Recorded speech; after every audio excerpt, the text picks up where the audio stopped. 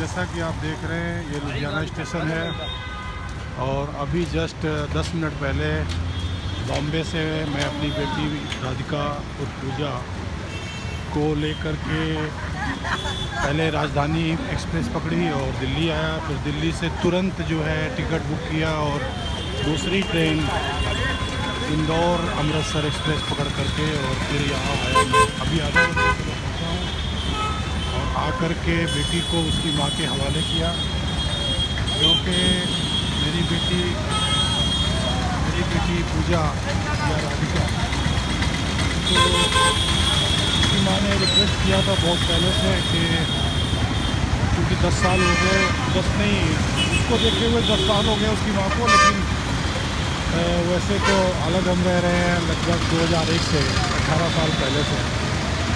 तो बस उसकी रिक्वेस्ट को मैंने सोचा कि चलो बेटी 10 साल से 18 साल से वैसे तो माँ से अलग है, 10 साल से देखा नहीं है, तो चलो उसकी रिक्वेस्ट, क्योंकि उसने रिक्वेस्ट किया तो पूजा ने मना कर दिया। पूजा ने बोला कि नहीं मैं नहीं आ सकती। फिर मैंने उसकी रिक्वेस्ट को ध्यान में रख करके मैंने समझाया पूजा को कि बेटा चले जाओ, उसकी बहाने आपकी मम्मी से मुलाकात हो जाएगी, क्योंकि साथ रह लोगे, इंडिया भी देख समझ लोगे, पब्लिक भी देख समझ लोगे। तो मेरी बात मान करके फिर वो आई मेरे साथ। तो मैं यूरोप से उसको लेकर के पहले बॉम्बे आया। बॉम्बे 2 दिन उसको बॉम्बे आने का रीज़न यही था, डायरेक्ट आ सकता था दिल्ली, लेकिन चूँकि बॉम्बे से वो जुड़ी थी, बॉम्बे में रही थी, स्टडी किया था, तो मैंने सोचा इसको एक बॉम्बे की यादें ताज़ा करा दूँ। ये एक बाप पेरेंट्स कोई भी हो वो सोचते हैं बच्चों के बारे में, बेशक बच्चों को पसंद आए ना आए, लेकिन माँ बाप की सोच तो दूर तक होती है।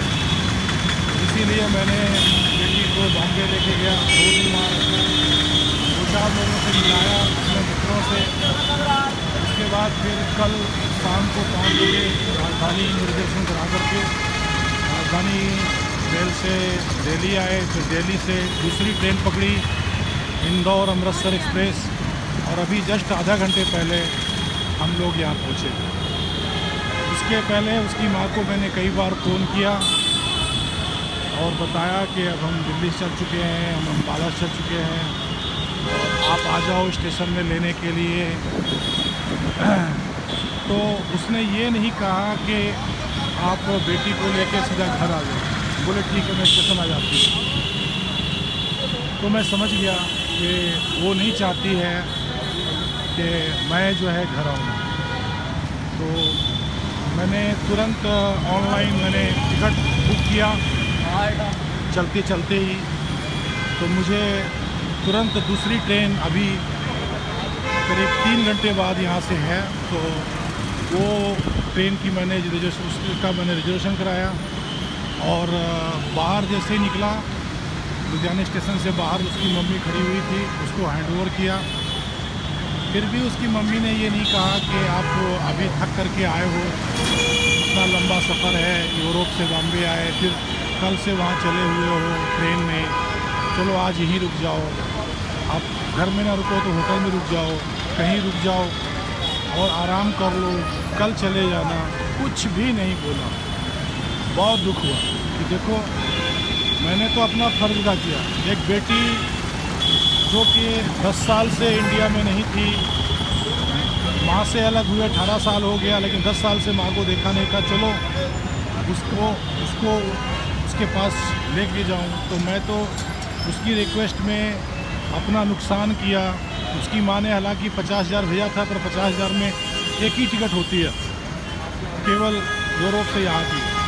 तो दूसरी टिकट मेरी अपनी टिकट तो मुझे ख़रीदनी पड़ी। उसके बाद फिर मुंबई रहे, वहाँ से देखो ट्रेन से आए। अभी जब तक रहेंगे सारा खर्चा लगभग 1.5 लाख रुपया खर्चा मुझे अलग से पड़ेगा। और वो केवल इसलिए कि मैंने बस यही चाहा कि बेटी अपने माँ के साथ कुछ दिन गुजार दे। लेकिन बस दुख इसी बात का है कि देखो उसकी माँ, उसका फ़र्ज़ था, कहती कि चलो आप मेरे घर मत चलो, नहीं आते हो तो कोई बात नहीं। उसने तो पूछा भी नहीं आओगे नहीं, तो सवाल ही नहीं है। तो कहने का मतलब अगर उसको ये था कि मैं उसके घर नहीं आऊँगा तो ये कह सकती थी कि बेशक अगर आप मेरे घर चलो, नहीं घर आ सकते हो तो होटल में रहो, लेकिन उसने कुछ भी नहीं बोला। बहुत तकलीफ़ हुई मुझे, बहुत तकलीफ़ हुई।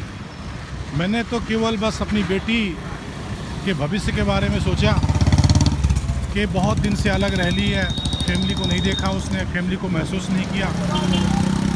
चलो एक अवसर आया है, एक मौका मिला है और इस अवसर को पूरी तरीके से जो है तो इसका उपयोग करें। बेटी को इसकी माँ के पास छोड़ दें, कुछ दिन शादी में रहेगी, इंडिया का तौर तरीका देखेगी, ननिहाल में रहेगी, माँ के पास रहेगी, प्यार पाएगी। तो जो बरसों से उसको फैमिली का प्यार नहीं मिला है, शायद उसको बहुत कुछ मिल जाए। और ये भी हो सकता है कि वो इनके प्यार में आ कर के और यहीं इनके पास रह जाए, तो चलो बेटी खुश रहेगी। तो मैंने तो केवल बेटी की खुशी के लिए और अपना नुकसान तो मैं नहीं कहूँगा, ये तो बेटी को लेके आया, लेकिन मैं अपनी वाइफ के दृष्टि से बोल रहा हूँ कि मतलब जैसे कि उसने 50,000 भेजा बेटी को टिकट के लिए, तो मैंने एक्स्ट्रा लगभग 1.5 लाख मेरा पूरा खर्चा होना है।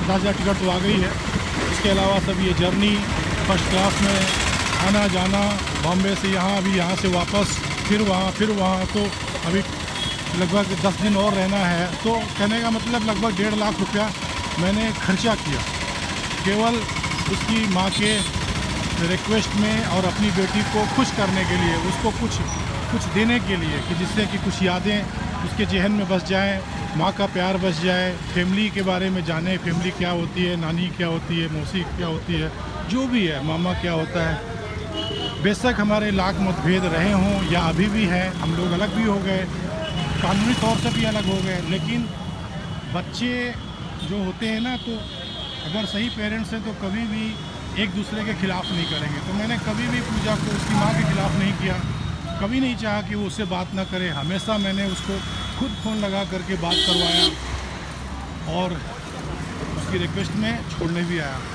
उसकी माँ की रिक्वेस्ट में पूजा की छोटी बहन को रेजिडेंसी भी दिलाया। आज वो ग्रीन कार्ड होल्डर है यूरोप की। तो मैंने अपना पूरा फ़र्ज अदा किया, लेकिन बस दुख इस बात का है कि मैं इतना थकाया आया हूँ और सारा कल से ट्रेन में ही हूँ और यहाँ पहुँचने के बाद अभी 3 घंटे के बाद फिर मुझे ट्रेन पकड़नी पड़ेगी और फिर मेरी यात्रा 24 घंटे की होगी। तो दुख तो होगा ही, एक तो मैं अकेला पड़ गया और दूसरा उसने जो एक फॉर्मेलिटी होती है, औपचारिकता होती है, वो भी नहीं निभाया कि भाई आप थक गए होगे, आज आप रुक जाओ, हमारे यहाँ नहीं तो होटल में रुक जाओ। तो बहुत दुख है मुझे, आज बहुत दुख है, लेकिन क्या कर सकते हैं। मैंने सोचा कि मैं अपना दुख आपके साथ भी बांट लूं, इसलिए मैंने ये वीडियो बनाया। अब मुझे 2-3 घंटे यहाँ ऐसे घूम करके गुजारने होंगे, 2-3 घंटे गुजारूंगा, फिर 12 बजे ट्रेन है मेरी, तो फिर मैं वापस जा रहा हूँ। कहाँ जा रहा हूँ?